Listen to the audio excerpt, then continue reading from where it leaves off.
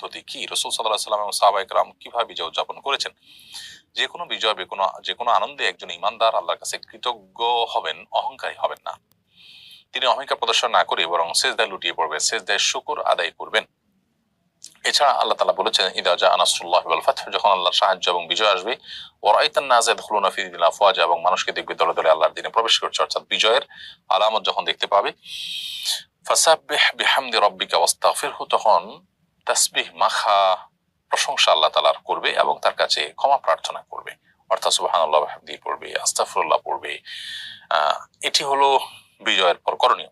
নবী করিম সাল্লাল্লাহু আলাইহি ওয়াসাল্লাম মক্কা বিজয়ের পর তিনি মক্কার মানুষদের প্রতি ক্ষমাশীলতা প্রদর্শন করেছেন, সবাইকে ক্ষমা করেছেন এবং কোনো প্রকার প্রতিশোধ পরায়ণতা তিনি প্রদর্শন করেননি। ঠিক একইভাবে আমরা আমাদের বিজয়, আমাদের আনন্দের সময়ে প্রতিশোধের স্পৃহা যেন আমাদের মধ্যে জ্বলে না ওঠে, আমরা ক্ষমাশীলতা প্রদর্শন করব এবং সেই সাথে সহনশীলতা এটি আমাদের মধ্যে থাকবে এবং আমরা চেষ্টা করব আল্লাহর বলে কৃতজ্ঞতা নিবেদন করবার। হাফিজ আক্তার লিখেছেন, অলসতা দূর করবার আমল কি। অলসতা দূর করবার জন্য প্রথমত দরকার হলো প্রচুর পরিমাণ মোটিভেশন।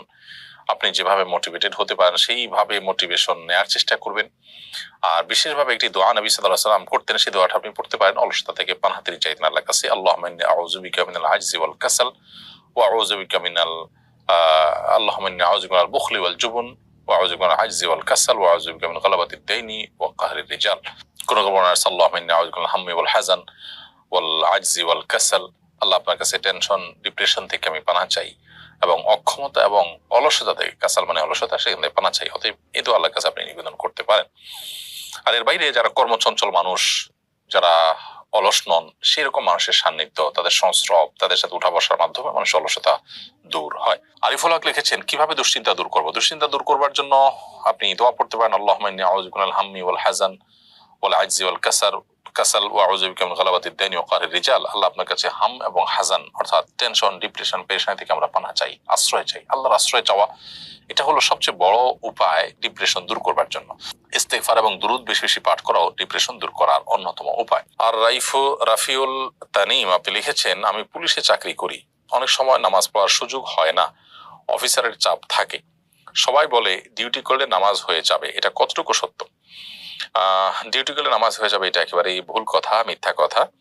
আপনি একজন মুসলিম হিসেবে আপনাকে সময়মতো নামাজ অবশ্যই পড়তে হবে। ইন্না সলাতা কানাত আলাল মুমিনিনা কিতাবাম মাওকুতান, নিশ্চয়ই ঈমানদারদের জন্য সালাতকে আল্লাহ তাআলা নির্দিষ্ট সময় পড়াটাকে ফরজ করে দিয়েছেন। বিধায় আপনি দুনিয়াবি ডিউটি করলে না নামাজ আদায় হয়ে যাবে, এটি একেবারে মূর্খতা সুলভ, অজ্ঞানতা সুলভ কথা। নামাজের দায় থেকে আপনি মুক্ত হবেন না, আপনাকে নামাজ আদায় করতে হবে ঠিকই।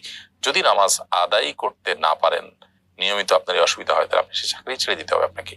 হালাল রুজির জন্য, বেঁচে থাকার জন্য মানুষ অনেক উপায় অবলম্বন করতে পারে, কিন্তু নামাজের কোনো বিকল্প কিন্তু নেই। অতএব আপনাকে আদায় করতে হবে।